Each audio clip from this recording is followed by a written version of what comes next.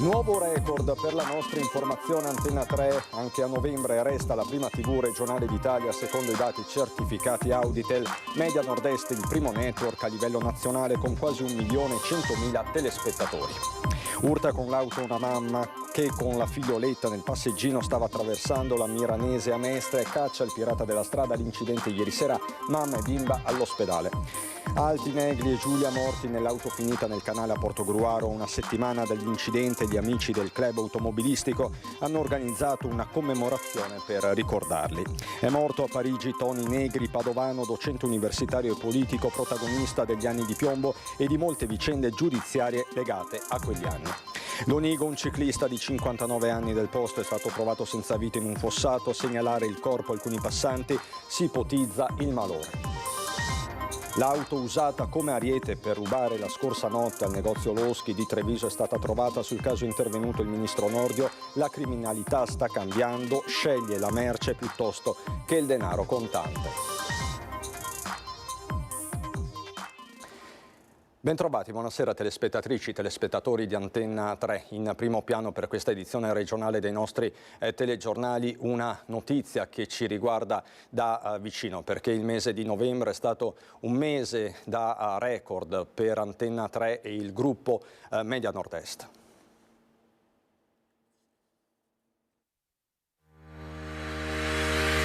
Media Nord-Est, ancora primo network televisivo locale in Italia con 1.100.000 telespettatori ogni giorno, e Antenna 3, prima televisione locale in Italia secondo i dati Auditel di novembre. La nostra informazione, stando quindi ai dati certificati Auditel, è sempre più leader nelle 24 ore. Lo è stata come sempre, più di sempre, anche il mese scorso. Antenna 3 resta saldamente la prima emittente televisiva d'Italia, Media Nord-Est il primo network regionale. Un mese denso di fatti, quello di novembre, iniziato con l'emergenza maltempo e poi proseguito con l'angoscia, la speranza e infine il dolore profondo e collettivo per la morte di Giulia Cecchettin. Fatti che vi abbiamo documentato in diretta con rigore, professionalità e con il massimo spirito di servizio, ben consapevoli del legame che abbiamo con tutti voi, telespettatrici e telespettatori, un patto di fiducia e di servizio pubblico che si vede nei numeri. Eccoli nel dettaglio. Antenna 3 totalizza 508.861 contatti giornalieri, in crescita rispetto al mese precedente di ottobre, già da record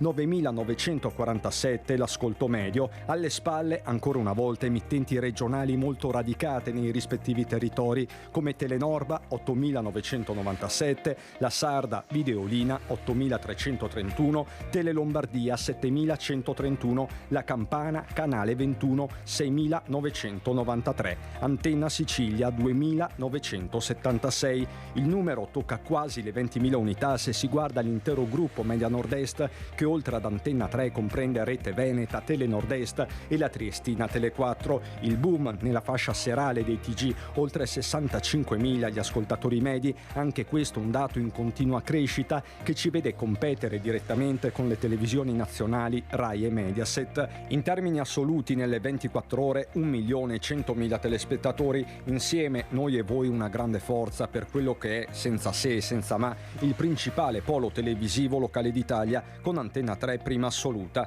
A tutti voi ancora grazie.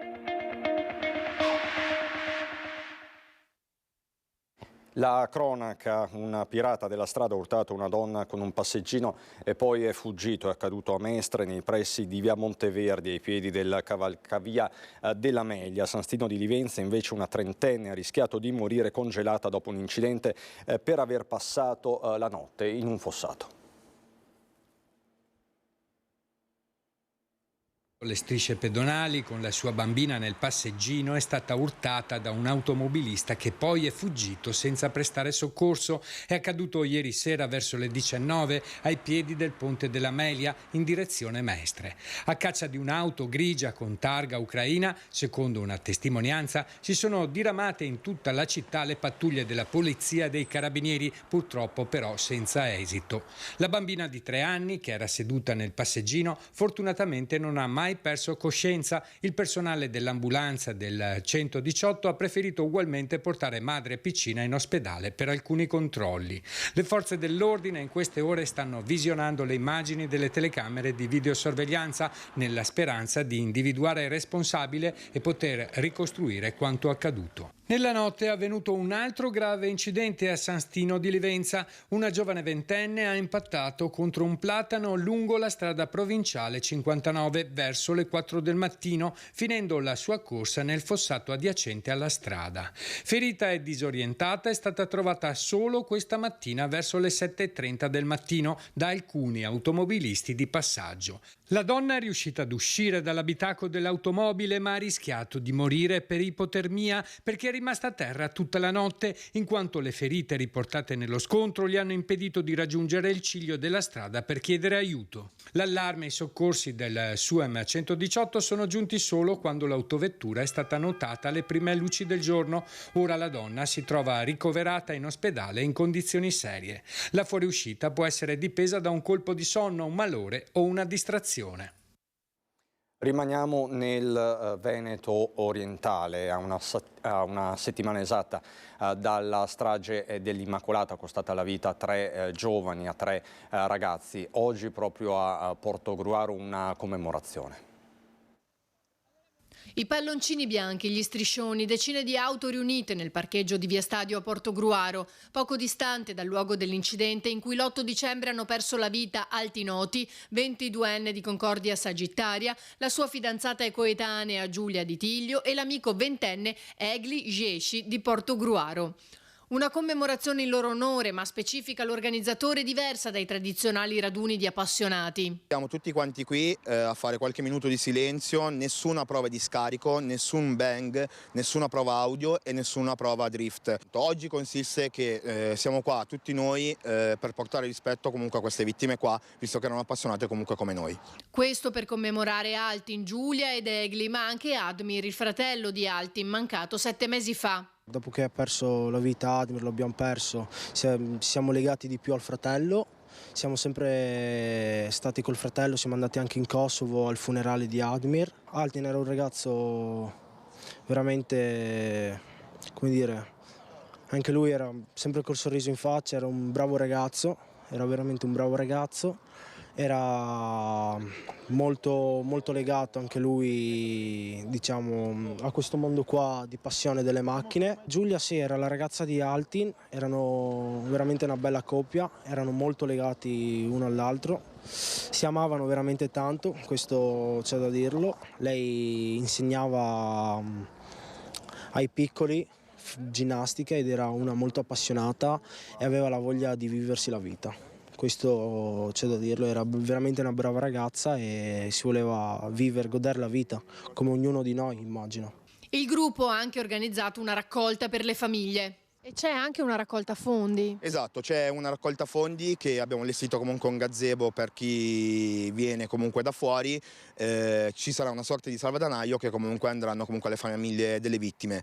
Abbiamo creato anche un gruppo GoFundMe, che comunque è un gruppo comunque su Facebook e su Instagram e su tutti i social, che chi vorrebbe comunque fare la donazione può farla tranquillamente anche da casa senza che può venire qua. E spero che faccia riflettere tutta la gente, piccoli, grandi, anziani, qualsiasi età, perché parecchi pensano che siamo noi solo giovani che corriamo in macchina, però non è vero. Questo non è vero, perché ci sono anche molti adulti che se adesso gli chiedi il codice della strada non te lo sanno neanche dire, in poche parole. E questo sì, la velocità, ragazzi, non ti porta da nessuna parte, la velocità, non ti porta da nessuna parte. Veniamo a una delle notizie del giorno, la morte a Parigi all'età di 90 anni di Tony Negri. È scomparso a 90 anni a Parigi, dove viveva Tony Negri, sociologo, politico, parlamentare, ma soprattutto fondatore di Potere Operaio e Autonomia Proletaria. Preside della Facoltà di Scienze Politiche a Padova negli anni 70, fu coinvolto nelle vicende giudiziarie degli anni di piombo, nell'inchiesta cosiddetta del 7 aprile, processato, assolto dalle accuse di terrorismo e insurrezione armata, ma condannato a 12 anni per attività sovversiva. Il giorno prima del voto della Camera per l'autorizzazione a procedere nei suoi confronti, espatriò in Francia. Una figura controversa, insomma, studioso del marxismo operaista. Capire che il Veneto cambiava, capire che cos'era l'industria e qual era il punto di sfruttamento dell'industria, quindi la classe operaia, e poi il superamento dell'industria fordista e quindi il cosiddetto post-operaismo, sempre orientandosi dalla parte degli sfruttati. Fu definito anche cattivo maestro e fu studioso della sinistra extraparlamentare. La sua ricerca è sempre stata da intellettuale, con rigore scientifico, ma anche militante. E questo è compiutamente marxista. Toni Negri si presentò in Italia dopo anni per scontare quel che restava della pena dopo un patteggiamento. L'ho conosciuto personalmente anche perché Venezia, da dove io vengo, è, diciamo così, la sua seconda città. Sulle vicende giudiziarie ricordiamo che, famosa vicenda Blitz del 7 aprile del 79, il grosso delle accuse in giudizio per Toni Negri caddero. Adesso per noi la pubblicità, fra poco.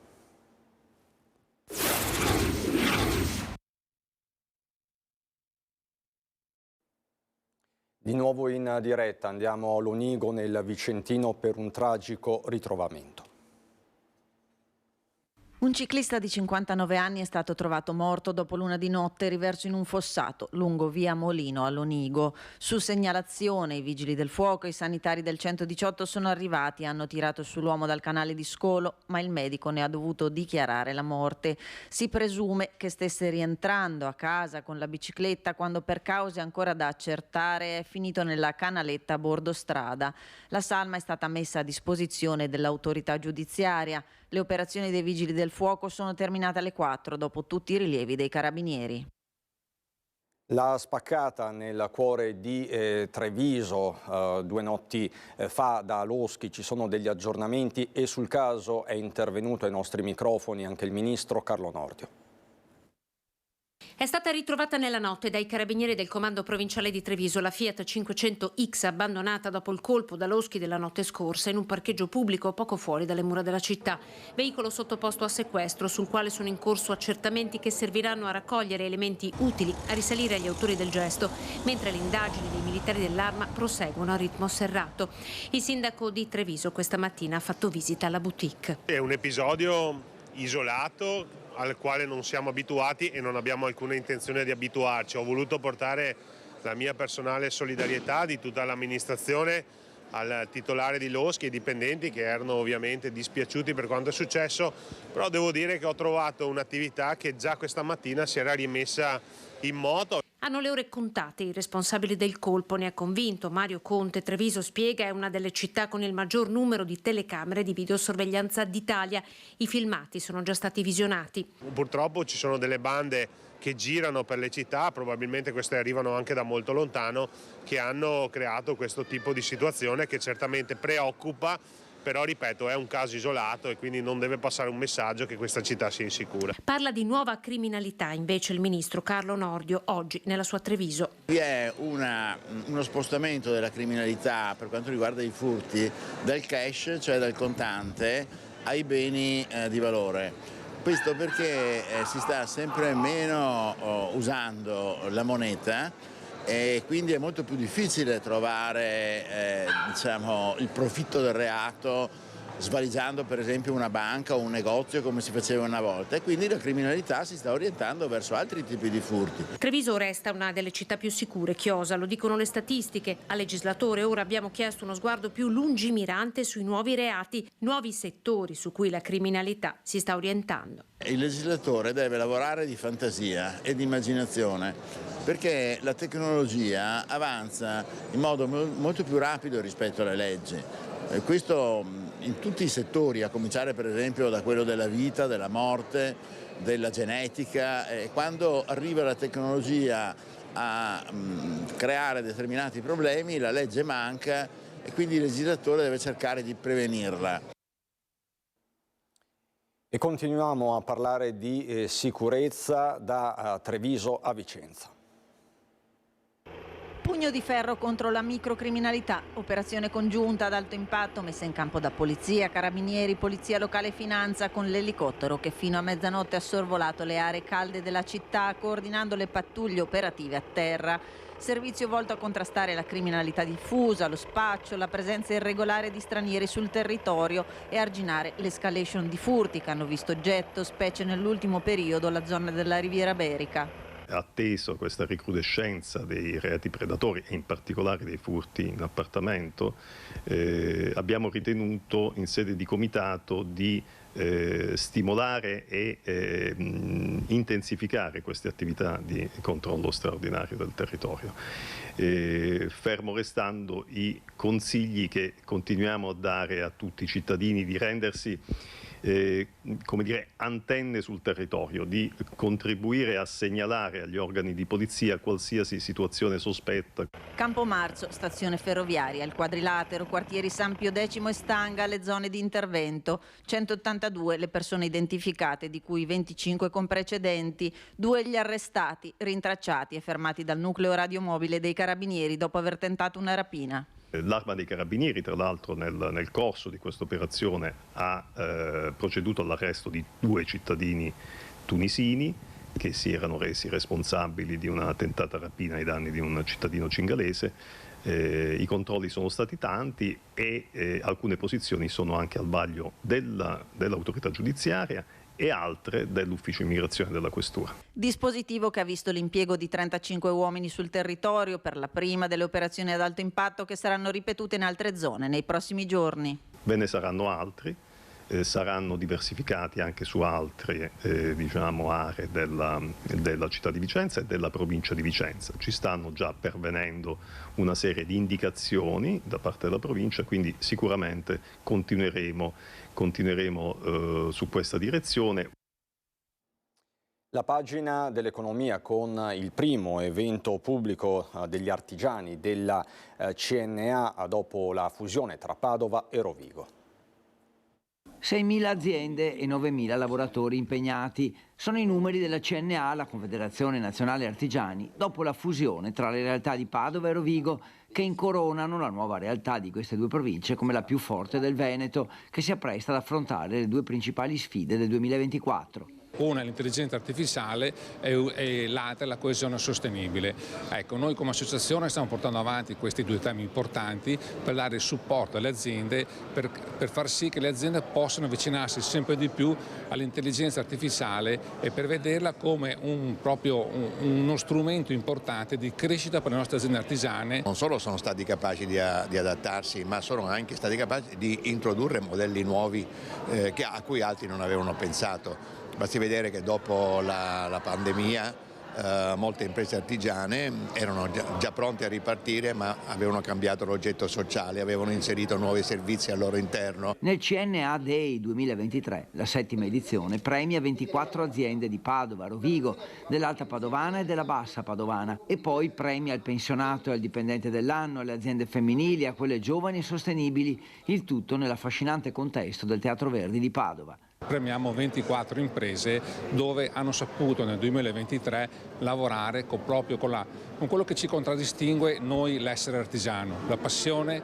la resilienza, il nostro saper fare e la nostra voglia di fare. Dove c'è un problema, per noi non è un problema, è una situazione difficile che sappiamo sempre come trovare la strada giusta per risolverla e per andare avanti. È meglio conoscere un buon falegname che un cardiochirurgo perché è difficile trovarli, per cui è grande. Si adattano sempre, penso abbiano anche un periodo molto intenso e efficiente con tutto quanto quello che è successo all'inizio al 110%. È un settore trainante l'artigianato dell'economia veneta, ora credo che le fusioni in questo caso debba avere la capacità di mettere a valore tutte le peculiarità di un territorio. E poi spazio all'imprenditoria femminile. Il territorio di Rovigo porta in dote una presenza importante in questo settore. Anche le nostre imprese femminili, perché CNA anche un ramo che parla praticamente CNA Impresa Donna, costituito dall'imprenditoria femminile, è molto presente nel territorio. E a proposito di premi, uno davvero importante è stato consegnato questa mattina a Longarone. Tina Merlin, una donna, una storia, e da oggi anche un premio che porta il suo nome. Ad organizzare la Federazione Nazionale della Stampa per la prima volta motu proprio. Nasce proprio perché volevamo innanzitutto valorizzare questa figura di giornalismo che secondo noi non è valorizzata a sufficienza, e poi per dar voce al lavoro di tutti i colleghi e le colleghe che ogni giorno sul territorio appunto si impegnano per informare su quello che avviene nella quotidianità di tutta la gente. 74 i lavori candidati sia alla vittoria, 5 i selezionati, tra questi non previsto un premio per i giovani che va a una 26enne. Mi aspettavo che non avrei ricevuto il primo premio, però ecco, ricevere comunque questa targa, questa scultura comunque è stato sicuramente una grande emozione. Dopo 3 menzioni, perché è stato più volte ripetuto, i lavori erano tutti di altissimo profilo. Diversissimi i temi trattati, dallo sfruttamento nella raccolta dei kiwi all'inquinamento, dalle falle nella nostra gastronomia alle conseguenze del Covid sul lungo termine per alcuni pazienti. A vincere un team composto da 2 italiani, un'indiana e una giornalista del Nord Europa. Tina Merlin è veramente una giornalista da ricordare, purtroppo non abbastanza ricordata, che diciamo, può diventare anche un faro per le nuove generazioni di giornaliste e giornalisti, quindi io sono molto contenta. Sì, siamo molto felici anche di essere arrivate in finale con dei colleghi che hanno fatto dei lavori straordinari, segno proprio che c'è ancora bisogno tanto del giornalismo d'inchiesta, del giornalismo d'inchiesta territoriale, per cui ringraziamo la Federazione Nazionale della Stampa Italiana per questa opportunità. Il premio Tina Merlin, ultimo atto nel 2023 delle celebrazioni per i 60 anni dalla tragedia del Vajont, non rimarrà però a Belluno, ma diventerà itinerante per raccontare anche lontano da Longarone la storia di quella tragedia e di quello che accadde dopo. È davvero tutto per questa edizione regionale, vi lascio alle previsioni del tempo, buon sabato sera, buon proseguimento di serata.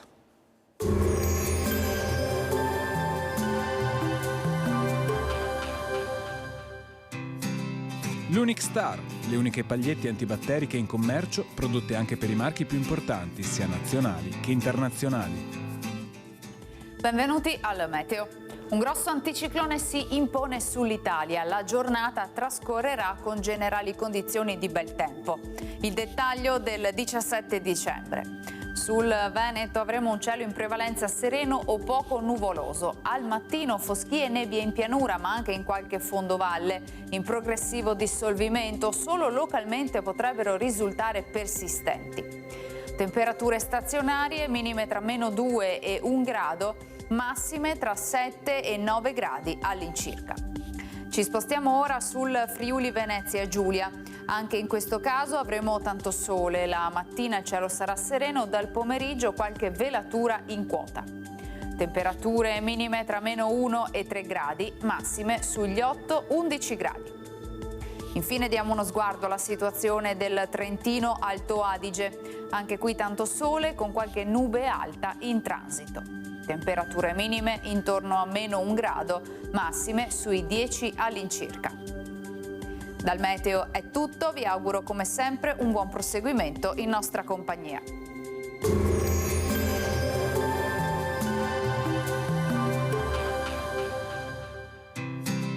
L'Unic Star, le uniche pagliette antibatteriche in commercio, prodotte anche per i marchi più importanti, sia nazionali che internazionali.